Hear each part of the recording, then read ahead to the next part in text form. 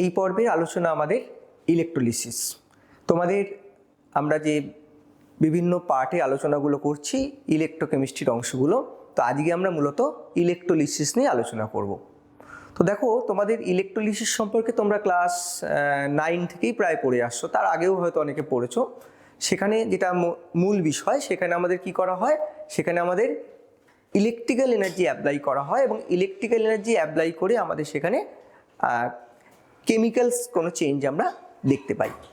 তো ইলেকট্রোলিসিসের ক্ষেত্রে যেটা খুব গুরুত্বপূর্ণ পার্ট, সেটা হচ্ছে আমাদের এখানে কিন্তু অবশ্যই ডিসি কারেন্ট ইউজ করতে হবে। তোমাদের যখন কন্ডাক্টেন্স মেজারমেন্টের ক্ষেত্রে বলেছিলাম, সেখানে আমরা এসি কারেন্ট ব্যবহার করেছিলাম, এখানে কিন্তু অবশ্যই ডিসি কারেন্ট ইউজ করতে হবে। তো কতগুলো বেসিক জায়গা আমাদের আগে একটু বুঝে নিতে হবে এইখানের মূল পর্বে প্রবেশ করার আগে। দেখো, প্রথমে তড়িতের পরিমাণ, চার্জ সম্পর্কে আমাদের ক্লাস 7-8 বা পড়েছো, তারপরেও পড়েছো। তো চার্জ সম্পর্কে আমরা জানি যে চার্জের যে ইউনিটগুলো আছে, তোমরা কুলম সম্পর্কে সবাই জানো। কি হয় সেখানে, আমরা যদি কোনো, যেখানে যে ডেফিনেশনটা লেখা আছে দেখো, কুলম, 1 কুলম তড়িৎ আমরা কাকে বলি? যদি আমরা প্ল্যাটিনাম তড়িৎদ্বার ব্যবহার করে সিলভার নাইটের দ্রবণের মধ্যে দিয়ে তড়িৎ চালনা করি, তাহলে যদি 0.00118 গ্রাম সিলভার ক্যাথোডে জমা হয়, সেই পরিমাণ তড়িৎকেই আমরা বলবো 1 কুলম। তাহলে কুলম হচ্ছে তড়িতের পরিমাণের একটি খুব গুরুত্বপূর্ণ একক। এবার যেটা বোঝার বিষয়, দেখো আরেকটা এখানে নতুন জিনিস, সেটা তোমাদের কাছে জানা নেই, সেটা হচ্ছে ফ্যারাডে। ফ্যারাডে হচ্ছে তড়িতের পরিমাণের একটি বৃহৎ একক। এটা সম্পর্কে কিন্তু আমাদের জানা দরকার। কি লেখা হয়েছে যে আমরা যদি কোনো তড়িৎ বিশ্লেষ্য দ্রবণের মধ্য দিয়ে, সেখানে আমাদের সেটা গলিত অবস্থায় হতে পারে, বা তোমরা জানো আমরা গলিত অবস্থাতেও তড়িৎ পরিবহন করলেও সেখানে তড়িৎ বিশ্লেষণ হতে পারে, আবার কিছু কিছু ক্ষেত্রে আমরা জলীয় দ্রবণে দ্রবীভূত করে তার তড়িৎ বিশ্লেষণ করি। তো ফ্যারাডে কি হচ্ছে বলছে, দেখো যে যদি আমরা কোনো তড়িৎ বিশ্লেষ্য দ্রবণের মধ্য দিয়ে বা গলিত অবস্থায় তার মধ্যে দিয়ে যে পরিমাণ তড়িৎ চালনা করা হলে 1 গ্রাম তুল্যাঙ্ক, 1 গ্রাম ইকুইভ্যালেন্ট অ্যামাউন্ট সাবস্টেন্স জমা হবে বা ডিপোজিটেড হবে, তাকেই আমরা কি বলছি, বা সেখান থেকে অনেক সময় ইলেকট্রোড থেকে আমাদের ডিজলভ করে যেতে পারে, তাহলে আমাদের ডিপোজিটেড হতে পারে ইলেকট্রোডের ওপর, সঞ্চিত হতে পারে, বা সেখান থেকে আমাদের সলিউশনেও চলে আসতে পারে, অর্থাৎ দ্রবীভূতও হতে পারে। তো আবারও বলছি, কি বলছে, 1 ফ্যারাডে তড়িৎ কাকে বলছে? কোনো তড়িৎ বিশ্লেষ্য পদার্থের দ্রবণ বা গলিত অবস্থায় তার মধ্যে দিয়ে আমি তড়িৎ পাঠালে যদি ইলেকট্রোডে দেখা যাচ্ছে 1 গ্রাম ইকুইভ্যালেন্ট বা 1 গ্রাম তুল্যাঙ্ক পরিমাণ কোনো পদার্থ হয়, সঞ্চিত হচ্ছে বা সেখান থেকে আমাদের দ্রবণে চলে আসছে, দ্রবীভূত হয়ে যাচ্ছে, তো সেই পরিমাণ তড়িৎকে বলা হচ্ছে 1 ফ্যারাডে। তো এখন প্রশ্ন হচ্ছে যে এটা না হয় বুঝলাম, কিন্তু আমরা 1 গ্রাম তুল্যাঙ্ক পরিমাণ কত? দেখো, 1 গ্রাম তুল্যাঙ্ক কিন্তু তোমরা ক্লাস 11-এ ফার্স্ট সেমিস্টারে তুল্যাঙ্ক ভার কনসেপ্টটা কিন্তু তোমাদের ছিল। সেখানে কি বলা হচ্ছে, দেখো যে তুল্যাঙ্ক ভার বা কোনো এলিমেন্টের ক্ষেত্রে আমরা কি করে বার করতে পারি, তুল্যাঙ্ক ভার বার করার যে ফর্মুলা, সেটা আমরা জানি যে ইকুইভ্যালেন্ট ওয়েট বার করতে গেলে আমাদের একটা ফর্মুলা আমরা পড়েছি, E = A/V। অর্থাৎ দেখো, কোনো এলিমেন্টের ইকুইভ্যালেন্ট ওয়েট বা তুল্যাঙ্ক ভার হচ্ছে পারমাণবিক ভর বাই যোজ্যতা, অ্যাটমিক মাস বাই ভ্যালেন্সি। যেমন দেখো, আমরা যদি অ্যালুমিনিয়ামের ক্ষেত্রে ধরি, তাহলে কি হবে, অ্যালুমিনিয়ামের অ্যাটমিক মাস হচ্ছে 27/3, তাহলে আসছে 9।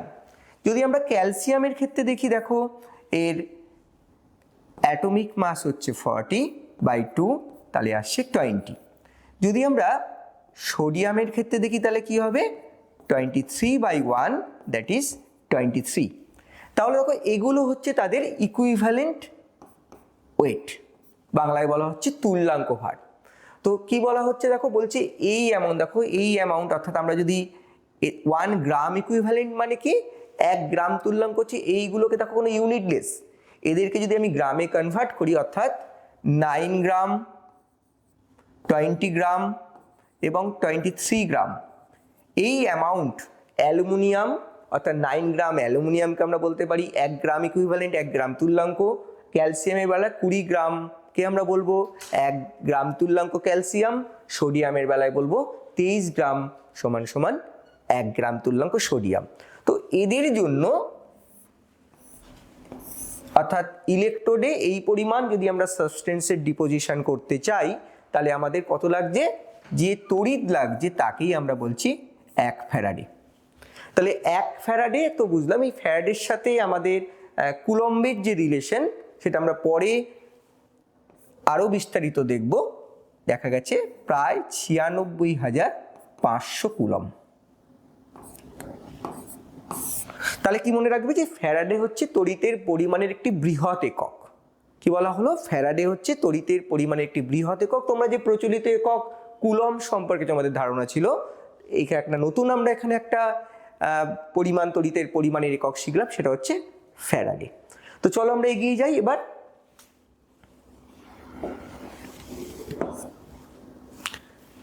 হ্যাঁ, এখানে মূল যেটা আলোচ্য বিষয়, আমাদের ফ্যারাডের দুটো সূত্র করতে হবে, সেটাই কিন্তু এখানকার মূল আলোচ্য বিষয়। প্রথমে হচ্ছে ফ্যারাডের প্রথম সূত্র। কি বলছে ফ্যারাডের প্রথম সূত্র? বলছে কোনো তড়িৎ বিশ্লেষ্য পদার্থের মধ্য দিয়ে আমরা যদি তড়িৎ পাঠাই তাহলে তড়িৎদ্বারে যে পরিমাণ পদার্থ মুক্ত হবে বা তড়িৎদ্বার থেকে যে পরিমাণ পদার্থ দ্রবণে চলে আসবে বা দ্রবীভূত হবে, সেই পরিমাণ পদার্থের গ্রামে প্রকাশিত ভর প্রবাহিত তড়িতের পরিমাণে সমানুপাতিক। অর্থাৎ যত বেশি পরিমাণ আমরা তড়িৎ পাঠাবো, যত বেশি পরিমাণ আধান তার মধ্যে দিয়ে পাঠানো হবে, তত বেশি পরিমাণ তড়িৎদ্বারে পদার্থ হয় সঞ্চিত হবে বা এই তড়িৎদ্বার থেকে দ্রবণে চলে আসবে। তাহলে সঞ্চিত বা তড়িৎদ্বারে দ্রবীভূত বা তড়িৎদ্বার থেকে সঞ্চিত, এই দুটোর মধ্যে যে কোনো একটা হতে পারে। এর ভর যদি আমরা ধরে নিই, এর ভর যদি ধরো আমরা ডাব্লু ধরি, তাহলে তড়িতের পরিমাণ যদি আমরা কিউ ধরি, তাহলে তোমাদের কি বলা হলো যে ডাব্লু আর কিউ এদের মধ্যে কি রিলেশন? ডাব্লু আর কিউ এর মধ্যে রিলেশন হচ্ছে ডাব্লু আর কিউ হচ্ছে প্রপোর্শনাল, অর্থাৎ কিউ যত বাড়বে ডাব্লু তত বাড়বে। তাহলে আমরা কি বলতে পারি? Varies as W varies as Q. এবার আমরা দেখো এই দুটোকে ইকুয়াল করতে গেলে আমরা জানি একটা প্রপোর্শনালিটি কনস্ট্যান্ট আছে, এটা সমানুপাতিক ধ্রুবক আসে। তো সেই ধ্রুবকটা আমরা এখানে নিচ্ছি, আমরা কে নিতে পারতাম কিন্তু কে এর বদলে আমরা জেড নিচ্ছি। দেখো তাহলে এই জেড এখানে সমানুপাতিক ধ্রুবক, এর একটা নাম রয়েছে। এই জেডকে এখানে বলা হচ্ছে ইলেকট্রোকেমিক্যাল ইকুইভ্যালেন্ট। জেডকে বলা হচ্ছে তড়িৎ রাসায়নিক তুল্যাঙ্ক, ইলেকট্রোকেমিক্যাল ইকুইভ্যালেন্ট, বা বাংলায় বলবো আমরা তড়িৎ রাসায়নিক তুল্যাঙ্ক। ওই পদার্থটির তড়িৎ রাসায়নিক তুল্যাঙ্ক। এখন প্রশ্ন হচ্ছে, দেখো একে আমরা কি করে ডিফাইন করবো? যদি তাহলে প্রশ্ন আসতে পারে যে তড়িৎ রাসায়নিক তুল্যাঙ্ক কাকে বলে। তাহলে এখানে আমরা পদার্থের ভরটা নিচ্ছি গ্রামে, আর কিউটাকে নিচ্ছি আমরা এখানে তড়িতের আধান, যে তড়িতের পরিমাণ, এটাকে আমরা কুলম্বে যদি নিই। তাহলে ধরো আমরা যদি কিউ এর মান 1 কুলম্ব, যদি আমরা 1 কুলম্ব তড়িৎ পাঠাই তাহলে কি দেখা যাবে? তাহলে দেখা যাবে, দেখো এই ইকুয়েশনে ডাব্লু ইকুয়াল টু জেড হয়ে যাবে। তাহলে আমরা বলতে পারি না যে when Q equal to 1 W equal to Z. তার মানে কি? যদি আমরা কোনো তড়িৎ বিশ্লেষ্য পদার্থের মধ্য দিয়ে যদি আমরা 1 কুলম্ব তড়িৎ পাঠাই, তাহলে সেক্ষেত্রে তড়িৎদ্বারে যত গ্রাম পদার্থ সঞ্চিত হবে বা তড়িৎদ্বার থেকে দ্রবণে যে পরিমাণ দ্রবীভূত হয়ে যাবে, সেই পরিমাণ পদার্থকেই আমরা বলবো ওই পদার্থটির কি? ওই পদার্থটির তড়িৎ রাসায়নিক তুল্যাঙ্ক বা ইলেকট্রোকেমিক্যাল ইকুইভ্যালেন্ট। তড়িৎ রাসায়নিক তুল্যাঙ্ক বা ইলেকট্রোকেমিক্যাল ইকুইভ্যালেন্ট। তো এখান থেকে খুব গুরুত্বপূর্ণ একটা কোশ্চেন আসতে পারে যে ফ্যারাডের প্রথম সূত্রটি বলো এবং এখান থেকে তড়িৎ রাসায়নিক তুল্যাঙ্কের সংজ্ঞা দাও। তাহলে তড়িৎ রাসায়নিক তুল্যাঙ্কের সংজ্ঞা তোমরা দিতে পারবে যে কত গ্রাম প্রতি কুলম্বের জন্য হচ্ছে। তাহলে এখান থেকে তোমরা কিন্তু এককটাও ভাবতে পারছো যে কত গ্রাম পদার্থ জমা হচ্ছে পার কুলম্বের জন্য। তাহলে তড়িৎ রাসায়নিক তুল্যাঙ্ক বোঝা গেল। এরপর চলে এসো, দেখো আমরা যেটা আমরা এখানে বললাম, তাহলে কি দাঁড়ালো? হোয়েন 1 কুলম্ব ইলেকট্রিসিটি, ঠিক আছে, যদি আমরা পাস করাই তাহলে কি হবে? যে পরিমাণ পদার্থ জমা হচ্ছে তাকে বলা হচ্ছে তার তড়িৎ রাসায়নিক তুল্যাঙ্ক বা ইলেকট্রোকেমিক্যাল ইকুইভ্যালেন্ট। খুব ইম্পর্টেন্ট জায়গা, এটা কিন্তু ভালো করে দেখতে হবে, ডেফিনেশনটা খুব ভালো করে পড়া দরকার। এখানে একটা কথা বলা দরকার যে জেড এর ভ্যালু কিসের ওপর ডিপেন্ড করবে, দেখো একটা পার্টিকুলার এলিমেন্ট যদি তার ভ্যালেন্সি ফিক্সড হয়, নির্দিষ্ট ভ্যালেন্সির জন্য জেড এর মান নির্দিষ্ট, কিন্তু একই এলিমেন্টে যদি দেখো তোমাদের ভ্যালেন্সি বা অক্সিডেশন স্টেটগুলো আলাদা আলাদা হয়ে যাচ্ছে, বা তুমি মনে করো সেক্ষেত্রে আমাদের Fe2+ হতে পারে, Fe3+, দুটো ফর্মে আছে, সেখানে কিন্তু একই এলিমেন্টে জেড এর মানটাও কিন্তু পাল্টে যাবে। যেরকম তোমরা পড়েছিলে তড়িৎ রাসায়নিক তুল্যাঙ্ক, এখানে হচ্ছে তড়িৎ রাসায়নিক তুল্যাঙ্ক আলোচনা করছে, তোমরা পড়েছিলে রাসায়নিক তুল্যাঙ্ক বা কেমিক্যাল ইকুইভ্যালেন্টের ক্ষেত্রে কি দেখেছিলে, ওখানেও যেহেতু আমাদের ভ্যালেন্সির ওপর ডিপেন্ডেন্ট, এটাও কিন্তু ভ্যালেন্সির ওপর ডিপেন্ডেন্ট। একটা ছোট্ট কথা বলি, ধরো Fe2+, এক্ষেত্রে মনে করো এর তড়িৎ রাসায়নিক তুল্যাঙ্ক জেড, তাহলে Fe3+ কত হবে, সেটা হবে Z×2/3। তাহলে আমরা এখান থেকে কি বার করতে পারবো, যে যদি একটা কোনো আয়নের জেড দিয়ে দেয় তাহলে আমরা এর ভ্যালুটা আমরা বার করে ফেলতে পারবো যে কত হবে। তাহলে এখান থেকে দেখো খুব ইম্পর্টেন্ট জায়গা, তোমাদের যে কোনো আয়নের যদি একটা কোনো অবস্থায় তার জেড এর ভ্যালু দিয়ে দেওয়া থাকে, তাহলে আমরা কি বার করে ফেলতে পারছি, ওই জেড এর ভ্যালুটা তার অন্য একটা আয়নের ক্ষেত্রে, ওই একই এলিমেন্টের অন্য অক্সিডেশন স্টেট বা অন্য আয়নের ক্ষেত্রেও কিন্তু আমরা বার করে ফেলতে পারবো এই ফর্মুলাটা ইউজ করে। তো এই জায়গাটা বোঝা গেল, আমরা নেক্সট এগিয়ে যাচ্ছি। এবার চলে এসো ফ্যারাডের দ্বিতীয় সূত্র। তো আগের সূত্রে কি বলা হচ্ছে, আগের সূত্রে বলা হচ্ছে আমরা যত বেশি তড়িৎ পাঠাচ্ছি, খুব ভালো করে খেয়াল করবে, আমরা যত বেশি কি করছি, আমরা তড়িৎ পাঠাচ্ছি তত বেশি কি হচ্ছে, তার মধ্যে দিয়ে পদার্থ আমাদের সঞ্চিত হচ্ছে বা তড়িৎদ্বার থেকে দ্রবীভূত হচ্ছে। এবার কি করা হলো, এবার দেখো দুটো, এখানে আরও তুমি নিতে পারো, দুটো কন্টেনার, একটা AB ইলেকট্রোলাইট আছে, একটাতে CD ইলেকট্রোলাইট আছে, একটাতে কি আছে, AB আছে, দেখো একটাতে ইলেকট্রোলাইট হিসেবে আছে AB আর একটাতে আছে CD। তো দুটোকে আমরা সম পরিমাণ এবার তড়িৎ পাঠাবো। দেখো এটাকে ওই জন্য সিরিজে লাগানো হয়েছে, আমরা জানি সিরিজে যদি যুক্ত থাকে, যদি শ্রেণী সমবায়ে যুক্ত থাকে, তাহলে তড়িতের পরিমাণটা সমান যায়, তাহলে দুটোকে শ্রেণী সমবায়ে যুক্ত করা হয়েছে। এবার আমরা যদি শুধুমাত্র ক্যাথোডের কথা ভাবি, ক্যাথোডে অবশ্যই তোমরা দেখতে পাচ্ছ যদি আমরা ইলেকট্রোলাইট AB এবং CD ধরি, তাহলে এটা ক্যাথোডে জমা হবে, যেহেতু প্রথমটা ক্যাটায়ন পরেরটা অ্যানায়ন, তাহলে এখানে A ক্যাটায়ন, এখানে C ক্যাটায়ন। তো ক্যাথোডে কি পরিমাণ A এবং C সঞ্চিত হবে। তো সেখানে দেখো উনি কি বললেন, উনি বললেন যে এক্ষেত্রে যত বেশি তড়িৎ পাঠাবে, দেখো আগের বার কি দেখেছিলাম প্রথম সূত্রে, যত বেশি তড়িৎ পাঠাবো তত বেশি পদার্থ জমা হবে, তত বেশি পদার্থ তড়িৎদ্বারে সঞ্চিত হবে বা তড়িৎদ্বার থেকে দ্রবীভূত হবে। এবার যেটা দেখা যাচ্ছে, দেখো এখানে খুব ইম্পর্টেন্ট, যে আমি যদি প্রত্যেকটার মধ্যে দিয়ে খুব ভালো করে খেয়াল করবে সমান পরিমাণ তড়িৎ পাঠাই, তাহলে আমাদের দেখার উদ্দেশ্য কোথায় বেশি সঞ্চিত হবে বা কোথা থেকে বেশি তড়িৎদ্বার থেকে দ্রবীভূত হবে, মানে তড়িৎদ্বারের চেঞ্জটা কোথায় বেশি হবে, এটাই আমাদের দেখার উদ্দেশ্য। তো সেই উদ্দেশ্য নিয়ে আমরা দুটো ইলেকট্রোলাইট নিয়েছি, আরও নিতে পারো, সেখানে আমরা শ্রেণী সমবায়ে তার মধ্যে দিয়ে তড়িৎ পাঠাচ্ছি, সমপরিমাণ তড়িৎ যাচ্ছে। এবার কি হচ্ছে দেখো, উনি কি বললেন যে সেটার কার উপর নির্ভর করবে, উনি বললেন যে যদি এরকম ঘটনা ঘটে, সেটা দেখো তাদের কেমিক্যাল ইকুইভ্যালেন্টের উপর নির্ভর করবে বা ইকুইভ্যালেন্ট মাসের উপর নির্ভর করবে। দেখো ইকুইভ্যালেন্ট ওয়েট আমি তোমাদের বললাম অলরেডি যে কার বেশি কার কম, তাহলে আমরা অ্যালুমিনিয়াম, সোডিয়াম এবং তোমাদের ক্যালসিয়াম বললাম, তিনটের মধ্যে দিয়ে যদি আমরা সেম অ্যামাউন্ট ইলেকট্রিসিটি পাঠাই, তোমরা দেখলে কি অ্যালুমিনিয়ামের, আমরা আগেই দেখেছি অ্যালুমিনিয়ামের ইকুইভ্যালেন্ট ওয়েট বেরিয়েছিল আমাদের 9, ক্যালসিয়ামের 20 আর সোডিয়ামের 23।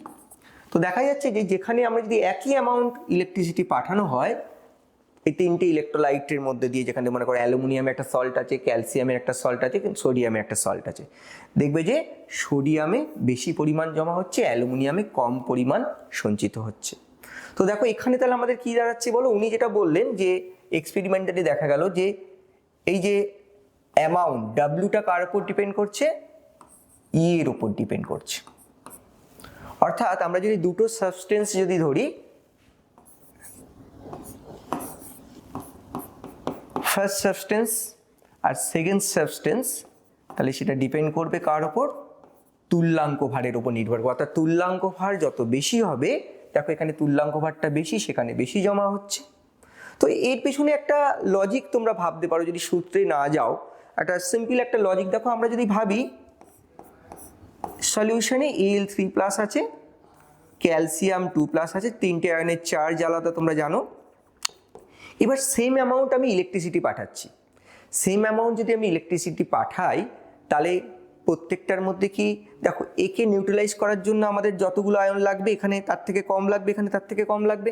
তাহলে উল্টো করে বলি, আমরা যদি সেম নাম্বার অফ ইলেকট্রন পাঠাই, খুব ভালো করে ব্যাপারটা খেয়াল করো।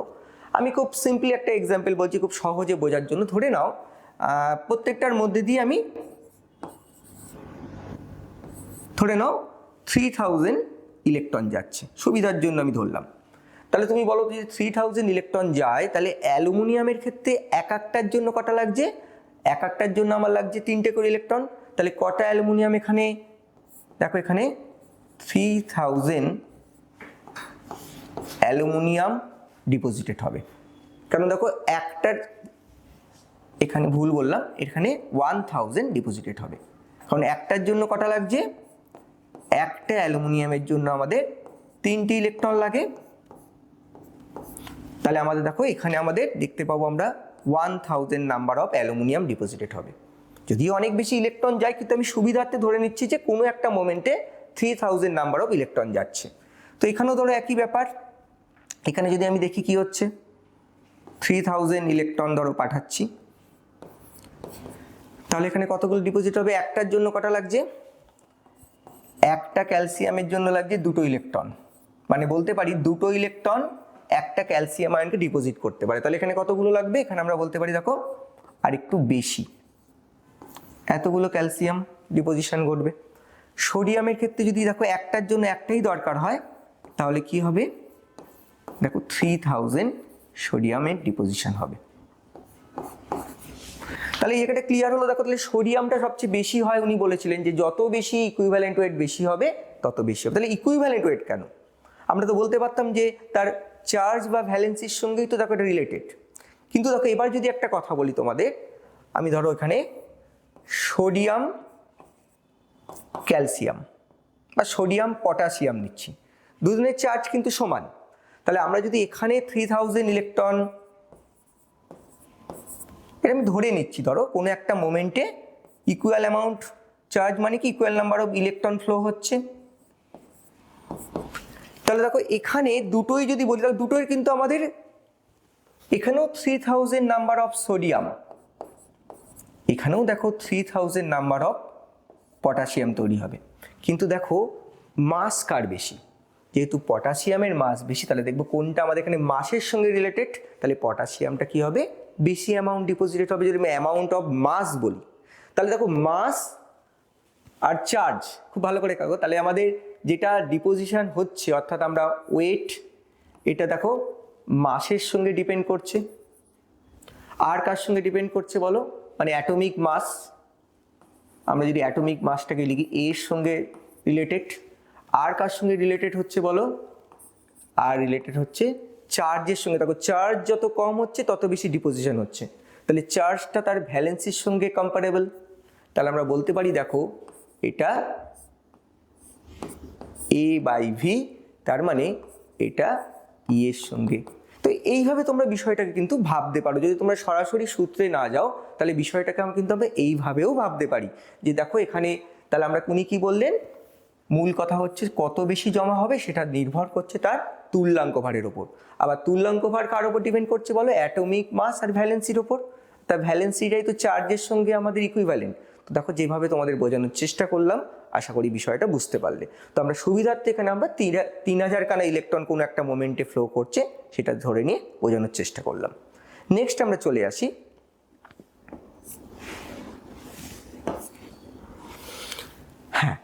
প্রথম সূত্র এবং দ্বিতীয় সূত্র তো পড়লাম।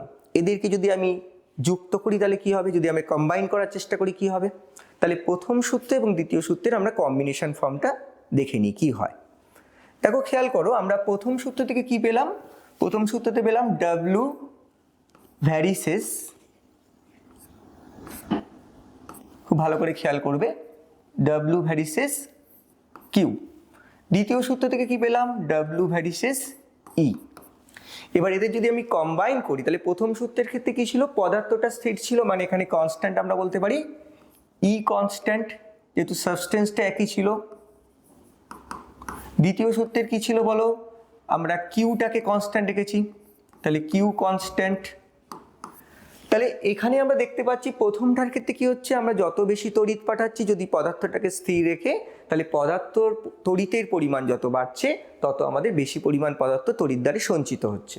আর দ্বিতীয়টাকে দেখলাম আমরা বিভিন্ন তড়িৎ বিশ্লেষ্য পদার্থের মধ্যে দিয়ে একই পরিমাণ তড়িৎ চালনা করলাম, কি দেখতে চাইলাম যে কোথায় বেশি পরিমাণ পদার্থ সঞ্চিত হয়। তাহলে সেখানে কি দেখা গেল, কিউ আমরা যদি স্থির রাখি তাহলে ডাব্লু ই এর সঙ্গে কি হচ্ছে, প্রপোর্শনাল হচ্ছে। তাহলে আমরা এই দুটোকে কম্বাইন করলে কি পাবো, কম্বাইন করলে আমরা পাবো দেখো ডাব্লু ভ্যারিসেস ই কিউ বা কিউ ই। এবার আমরা একটা কনস্ট্যান্ট নিয়ে আসি, এই কনস্ট্যান্টটা আমরা নিয়ে চলে এলাম। তাহলে দেখো এখানে আমরা যেটা পেলাম, ভালো করে খেয়াল করো, যে এই যে সূত্রটা পেলাম ডাব্লু ইকুয়াল টু এই যে কে ই কিউ, তাহলে এইখানে একটা আমাদের দুটো সূত্রের কম্বাইন ফর্মটা পেলাম। আবার আমরা প্রথম সূত্র থেকে দেখো কি পেয়েছি, প্রথম সূত্র থেকে পেয়েছি দ্বিতীয় এবং প্রথম সূত্রের কম্বিনেশন ফর্ম থেকে পেলাম। এবার দেখো আমরা প্রথম সূত্র থেকে যেটা পেয়েছি সেটা হচ্ছে W equal to Z Q, এটা আমরা পেয়েছি। আর দুটো কম্বাইন ফর্ম থেকে কি পেলাম, আমরা কিন্তু এটা পেলাম। এবার চলো একটা সহজ জিনিস আমরা বুঝিনি, যেটা আমরা প্রথমেই সংজ্ঞায় বোঝালাম, যে যদি আমরা খুব ভালো করে খেয়াল করবে, যদি আমরা এখানে এই কিউ এর পরিমাণ, তড়িতের পরিমাণ যদি 1 ফ্যারাডে হয়, এটা কিন্তু আমরা প্রথমেই ফ্যারাডের সংজ্ঞায় পড়েছি, যদি তড়িতের পরিমাণ আমরা 1 ফ্যারাডে তড়িৎ পাঠাই তাহলে যে পরিমাণ পদার্থ এখানে জমা হবে, এখানে ডাব্লুর পরিমাণ কত হবে, তাহলে দেখো যেটা জমা হবে তাকে তার ইকুইভ্যালেন্ট অ্যামাউন্ট জমা হবে, অর্থাৎ আমরা ডাব্লুটা তখন কি বলবো, ডাব্লু বলবো ই এর সাথে সমান। তাই তো আমরা সংজ্ঞায় বললাম প্রথমেই যে 1 ফ্যারাডে তড়িৎ কাকে বলে, কোনো তড়িৎ বিশ্লেষ্য পদার্থের মধ্যে দিয়ে যদি আমরা যে পরিমাণ তড়িৎ পাঠানো হলে তড়িৎ দ্বারে 1 গ্রাম তুল্যাঙ্ক বা তুল্যাঙ্ক ভার পরিমাণ পদার্থ জমা হবে, তাকেই আমরা কি বলেছি, তাকেই আমরা বলছি 1 ফ্যারাডে। তাহলে যখন কিউ এর ভ্যালু 1 ফ্যারাডে আর ডাব্লু তখন কত হবে বলো, তখন ডাব্লু ইকুয়াল টু ই হবে। তাহলে এই ইকুয়েশনটা যদি আমরা এখান থেকে যদি এখানে বসাই, এই ইকুয়েশনে যদি এটা পুট করি এই কন্ডিশনটা, তাহলে কি দাঁড়াবে, তাহলে আমরা এখানে বসাবো ডাব্লুর জায়গায় বসাবো ই, আর কে ই, আর এখানে কি বসাচ্ছি বলো, এখানে বসাচ্ছি এফ। তাহলে দেখো এখান থেকে আমরা এফ এর ভ্যালু, এখানে আমরা থেকে দেখো কে এর ভ্যালুটা কিন্তু ইভ্যালুয়েট করতে পারবো। কে এর ভ্যালু কত হবে, কে এর ভ্যালু হবে 1/f। তাহলে কে এর ভ্যালুটা আমরা পেয়ে গেলাম 1/f। তাহলে দেখো এই ইকুয়েশনটা থেকে দেখো ফ্রম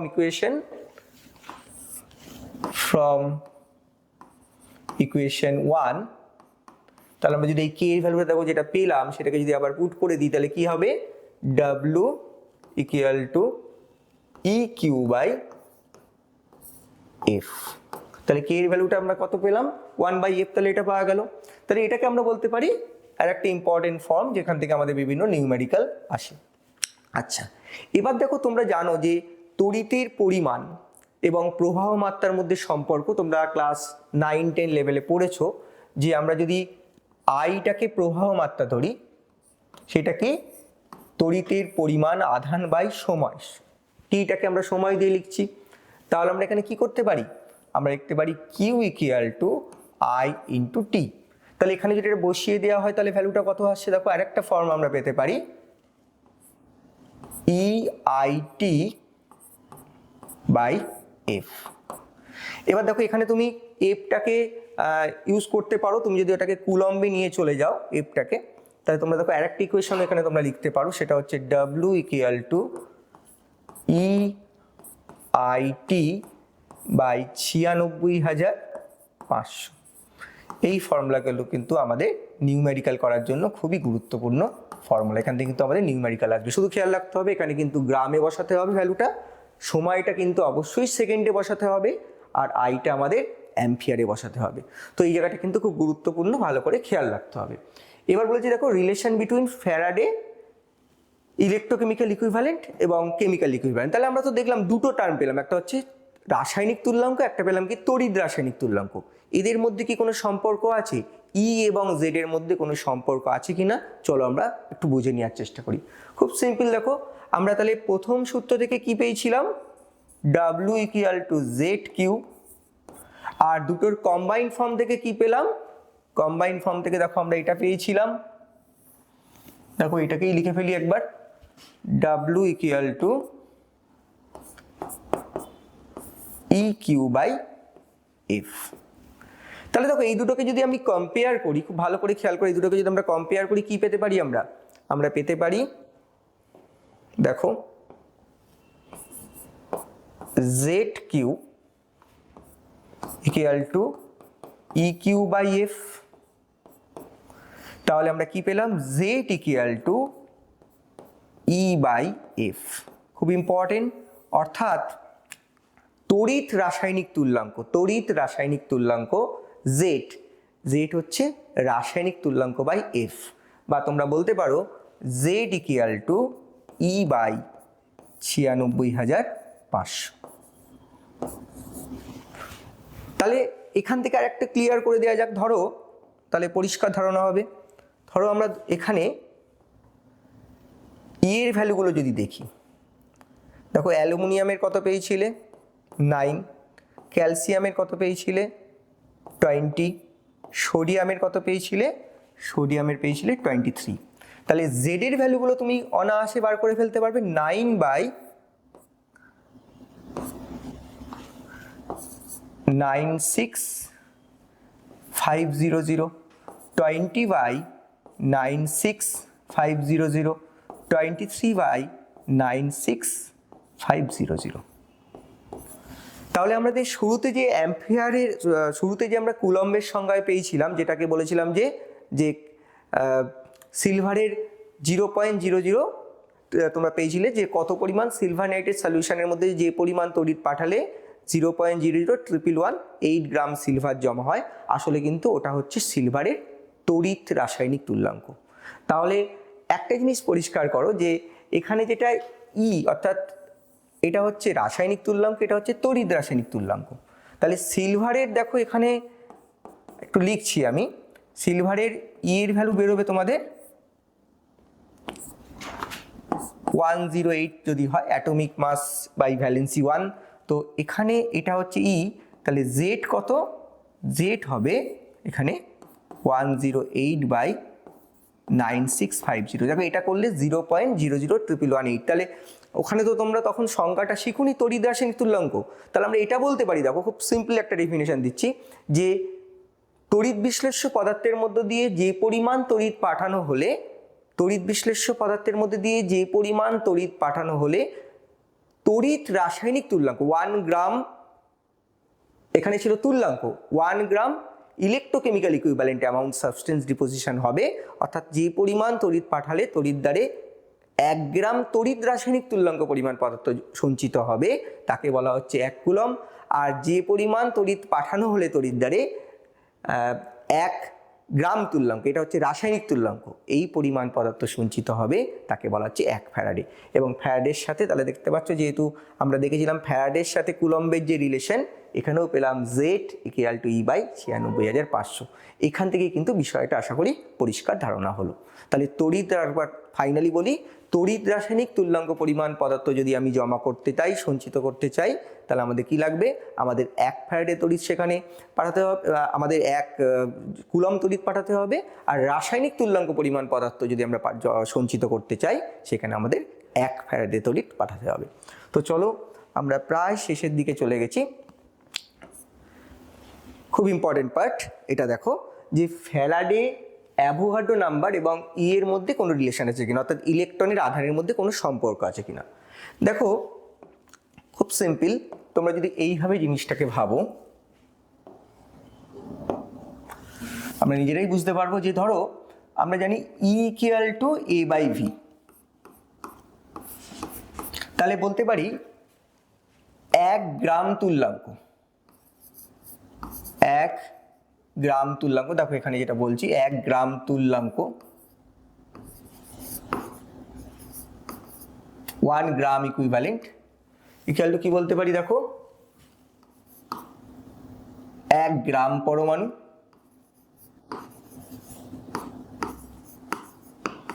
1 গ্রাম অ্যাটম, আর তলায় কি বলো, ভিটা হচ্ছে যোজ্যতা,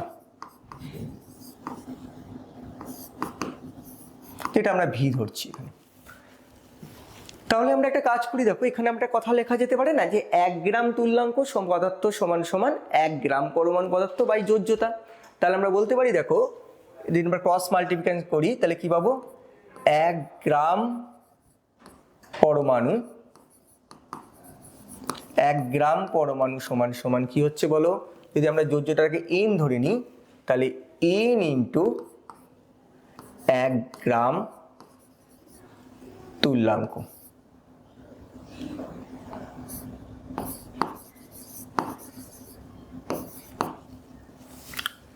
পরমাণুই ধরো, অ্যাটম ধরছি আমরা।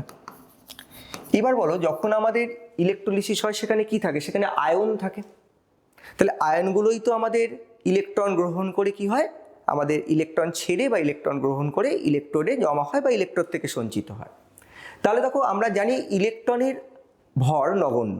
তাহলে একটা আয়ন, মনে করো যে এনখানা ইলেকট্রন ছেড়ে দিয়ে যদি এন যোজি আয়নে পরিণত হয়, বা ইলেকট্রন গ্রহণ করে যদি মনে করো দেখা যাচ্ছে যে সে এন মাইনাস আয়নে পরিণত হয়, তাহলে আমাদের এনটা এখানে যোজ্যতা, যার যোজ্যতাটাই কি তার আধানের সঙ্গে সমতুল্য। তাহলে এন যেহেতু যোজ্যতা, এনটাই যদি তার আবার আধান হয়, তাহলে আমরা বলতে পারি, দেখো এই পরমাণুটাকে আমরা রিপ্লেস করতে পারি। যেহেতু আমি আবারও বলছি, আমরা ধরে নিচ্ছি যে ইলেকট্রনের ভর তো জানো খুব কম, ইলেকট্রনের ভরটা আমরা নেগলিজেবল ধরে নিচ্ছি। তাহলে পরমাণুর জায়গায় আমরা এখানে বলতে পারি 1 গ্রাম আয়ন। এখানে কি বলতে পারি, n ইন্টু 1 গ্রাম তুল্যাঙ্ক আয়ন। ঠিক আছে, কেন আমরা ওই আয়ন এবং পরমাণুকে আমরা এখানে একটা কথা আরেকবার লিখে দিই, এনটা কি, এন হচ্ছে এখানে, এন হচ্ছে ভ্যালেন্সি, যোজ্যতা। এন কি ধরছি, এন হচ্ছে যোজ্যতা। তাহলে দেখো 1 গ্রাম ion equal to n into 1 গ্রাম তুল্যাঙ্ক আয়ন। তাহলে এটাকে যদি আমরা আধানে কনভার্ট করে দিই তাহলে কি বলা যায়, দেখো আমরা বলতে পারি, এই কথাটা লেখা যায়, দেখো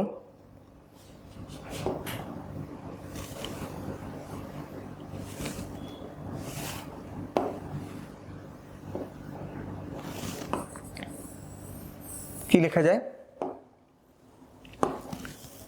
আধানে কনভার্ট করছি, 1 গ্রাম আয়ন, আয়নের আধান সমান সমান charge of 1 gram ion, any ion, আর এন হচ্ছে ভ্যালেন্সি। তাহলে 1 গ্রাম তুল্যাঙ্ক আয়নের আধান, charge of 1 gram ion equal to N হচ্ছে ভ্যালেন্সি, এন ইন্টু আমরা কি করছি যে 1 গ্রাম ইকুইভ্যালেন্ট যে আয়নের চার্জ তার সঙ্গে সমান হচ্ছে, ইন্টু মাল্টিপ্লাই করলে। এবার দেখো 1 গ্রাম আয়ন মানে কি, 1 গ্রাম আয়ন মানে 1 মোল আয়ন। তোমরা যেমন পড়েছিলে 1 গ্রাম পরমাণু মানে কি 1 মোল পরমাণু, সেরকম এখানে 1 গ্রাম আয়ন কথাটা একসাথে, 1 গ্রাম আয়ন মানে কি 1 মোল আয়ন। তাহলে আমরা এখানে বলতে পারি 1 মোল আয়নের, অবশ্যই এখানে কি একটা কথা লিখে নিতে পারো, এন যোজি, যোজ্যতা কত, এন, এন যোজি। 1 মোল আয়নের আধান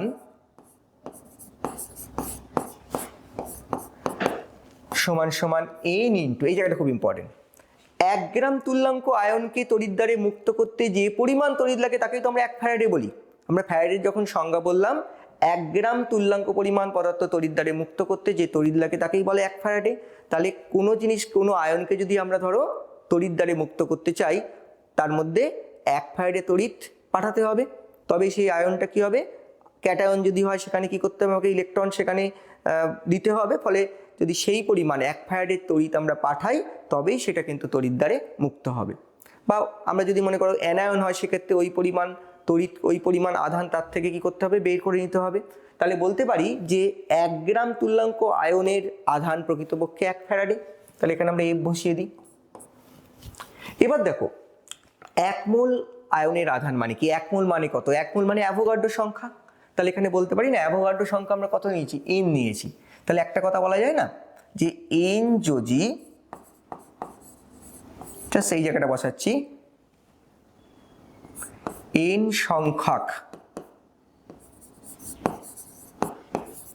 আয়নের আধান সমান সমান NF।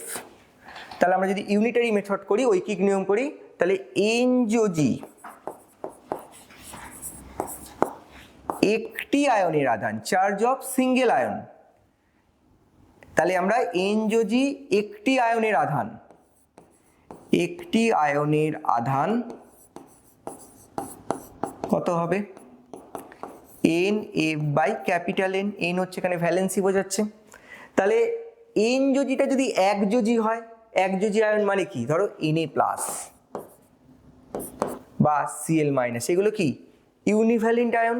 তাহলে একযোজি আয়ন কিভাবে তৈরি হয়, একযোজি আয়নের আধান একটা ইলেকট্রনের আধানের সমান। দেখো একটা একযোজি আয়নের আধান একটা ইলেকট্রনের আধানের সমান। তাহলে দেখো একটি একযোজি, এখানে আমি একযোজি করে দিই, একযোজি করে দিই, একযোজি একটি আয়ন কিভাবে তৈরি হয়, হয় ইলেকট্রন একটি গ্রহণ করে, নয় একটি ইলেকট্রন ছেড়ে। তাহলে আমরা কি হবে 1 × F/N। তাহলে আমরা আবারও বলছি একটা একযোজি আয়ন কিভাবে তৈরি হয়, হয় একটি ইলেকট্রন ছেড়ে বা একটি ইলেকট্রন গ্রহণ করে। তাহলে একটি একযোজি আয়নের আধান প্রকৃতপক্ষে একটি ইলেকট্রনের আধানের সমানই হলো। তাহলে কি বলা যায়, E = F/N।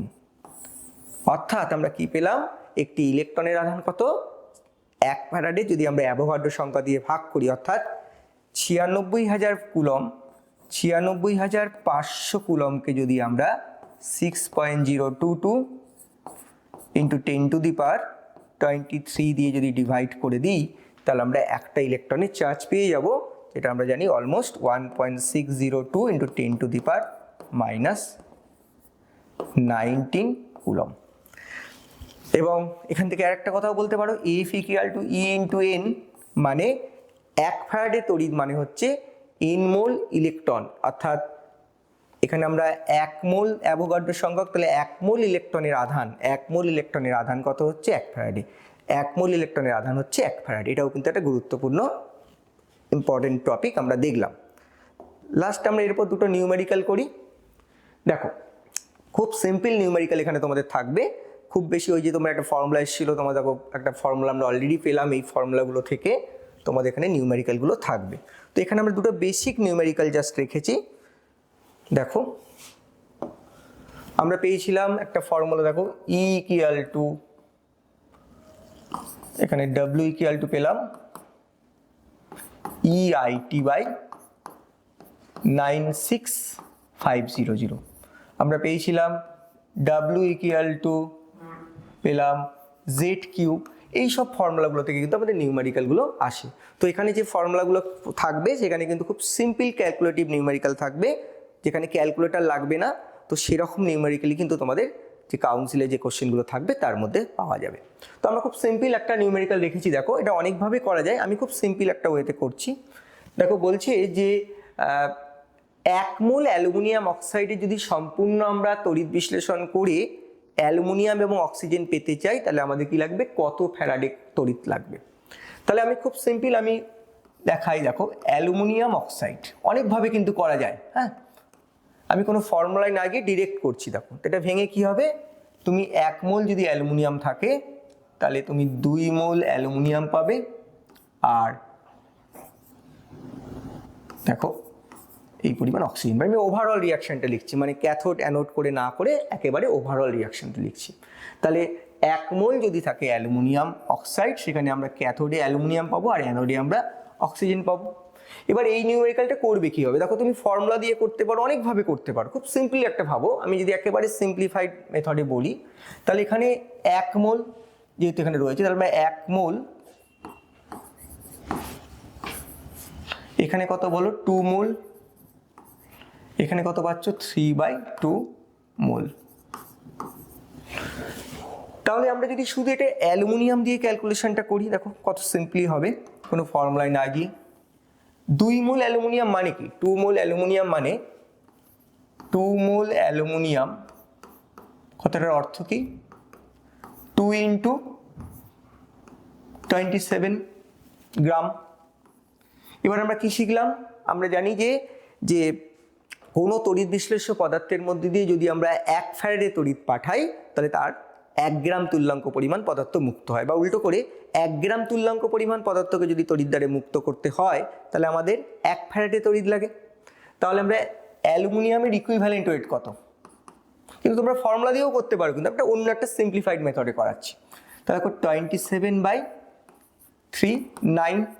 তাহলে তোমাদের হিসাব কি বলে, 9 গ্রাম অ্যালুমিনিয়ামের জন্য আমাদের কত লাগে, 1 ফ্যারাডে ইলেকট্রিসিটি লাগে, তাই তো। তাহলে আমাদের এখানে কত আছে বলো, 54 গ্রাম। তাহলে 54 গ্রামের জন্য কত লাগবে, 6 ফ্যারাডে। দেখো কত সিম্পলিফাইড মেথডে তোমরা অঙ্কটা করতে পারো, ভাবতে পারো। তো এই ফর্মুলা দিয়েও করতে পারো, এটাও একটা প্রসেস।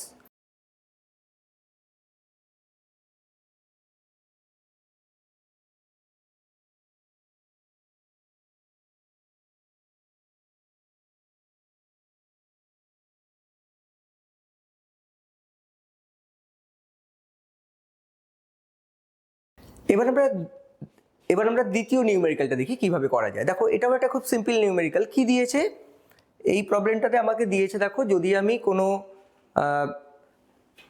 অ্যাসিড মিশ্রিত জলীয় দ্রবণের মধ্যে দিয়ে আমরা 10 অ্যাম্পিয়ার তড়িৎ আমরা যদি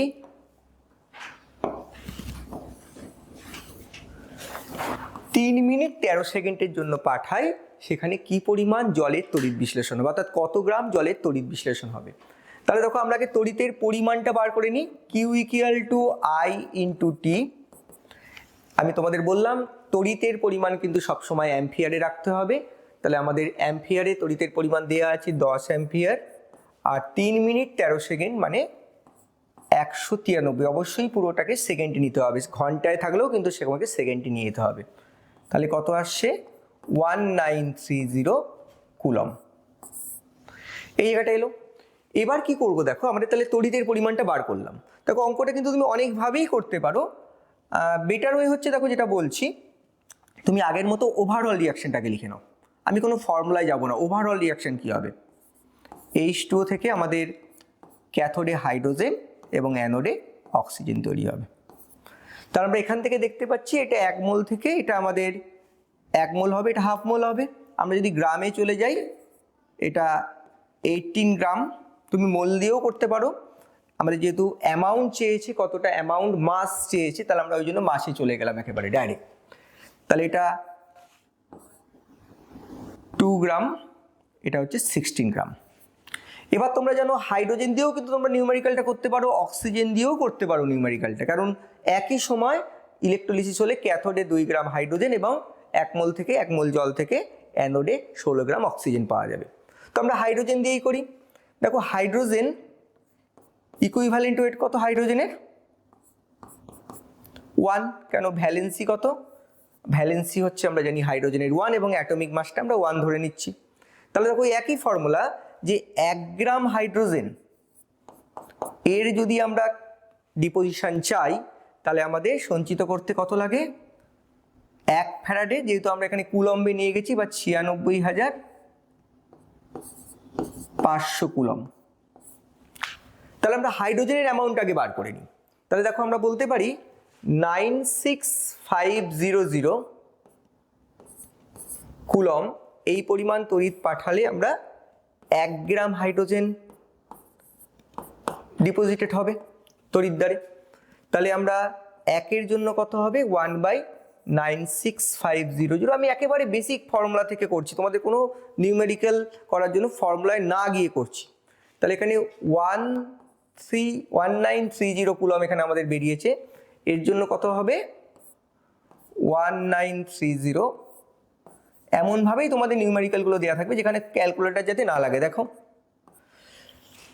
তাহলে আমাদের কত আসছে, দেখো 1/50 মানে 0.01 গ্রাম। তাহলে আমরা যদি এই অ্যামাউন্ট তড়িৎ পাঠাই তাহলে ক্যাথোডে 0.01 গ্রাম হাইড্রোজেন লিবারেশন হবে। তো আমাদের কি চেয়েছে, কত গ্রাম জলের তড়িৎ বিশ্লেষণ ঘটবে। এবার উল্টো করে ভাবো, কি ভাববে তুমি, এবার এইভাবে ভাবো যে আমরা জানি যে 2 গ্রাম হাইড্রোজেন পেতে গেলে আমাদের 18 গ্রাম জলের ইলেকট্রোলিসিস করতে হয়। তাহলে 2 গ্রাম হাইড্রোজেনের জন্য আমাদের কতটা, দেখো আমাদের 18 গ্রাম, 2 গ্রাম hydrogen comes from 18 gram water, এখান থেকে পাওয়া যায়। তাহলে 0.02 গ্রাম এটা পাওয়া যাবে কত থেকে, এটা পাওয়া যাবে 0.18 গ্রাম ওয়াটার থেকে। তাহলে আমাদের 0.18 গ্রাম জলের তড়িৎ বিশ্লেষণ হবে। তাহলে আমাদের জলের তড়িৎ বিশ্লেষণ কতটা হবে, এত গ্রাম জলের তড়িৎ বিশ্লেষণ হবে। তো দেখো এই অঙ্কটা তোমরা মোল দিয়েও করতে পারো, আমরা যেহেতু গ্রাম আছে সরাসরি গ্রামে গিয়ে করলাম। এরকমই তোমাদের নিউমেরিক্যাল, খুব সিম্পল নিউমেরিক্যাল, ক্যালকুলেটিভ বেশি থাকবে না, তোমাদের সেরকমই নিউমেরিক্যালগুলো একটু প্র্যাকটিস করবে। আমি দুটো দেখালাম, তোমরা সরাসরি এই ফর্মুলাকে অ্যাপ্লাই করেও কিন্তু করতে পারো। ঠিক আছে, সকলকে ধন্যবাদ।